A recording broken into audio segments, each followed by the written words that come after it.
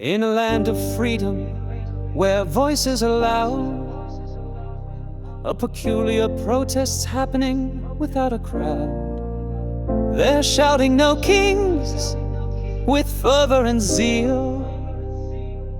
But who exactly is the target, and what's the big deal?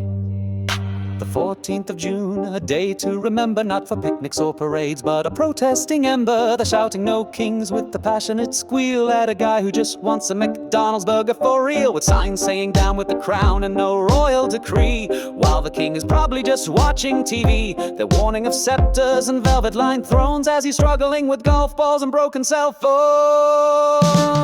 Oh no, King's Day, what a glorious delusion, a historical reenactment bordering on confusion. They're battling shadows with passionate cries, while the actual monarch is just eating fries. It's a grand spectacle, a comical riot, like a hamster on a wheel, but the hamster is much more quiet. They envision royal demands with pomp and with fluff, while he's probably just eating way too much stuff. Beware the crown's new order, they dramatically yell, but the only real order's from Taco Bell. They worry about castles and grand gilded halls, while he's just complaining about his golf balls. No divine right, they passionately declare, as he's stuck in traffic breathing DC air.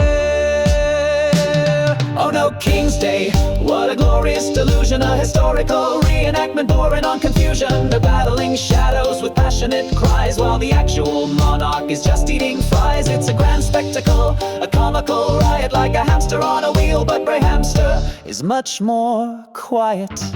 They've got no king's banners so fancy and wide, like they're storming a castle with nowhere to hide. They're dressed for rebellion with angst in their eyes, but the only real royalty's the one in the skies. Perhaps it's performance art, a satirical play, the emperor's new clothes, but for no King's Day. They'll stand in the sun getting wonderfully red, protesting a monarch who's still in his bed. Imagine the confusion 1,000 years hence, historians scratching their heads, making no sense. They protested a king who was never installed. Did he wear a tiny crown? Was he particularly bald? So let them wave placards and march with their might. It's a public display for a truly odd plight. But if you see a crown or a scepter so grand, it's probably just plastic held by a very confused hand.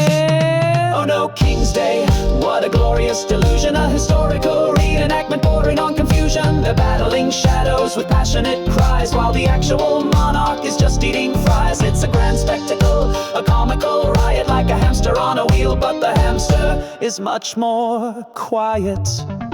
So raise a glass high to this day of the year when common sense took a vacation. That much is clear, no kings in America, that's what they declare, while we're all just wondering who put that idea there. And the punchline is, there's only one king, Jesus, the one who makes the real thing. You're protesting a myth, a made-up claim, while the true monarch reigns with eternal fame.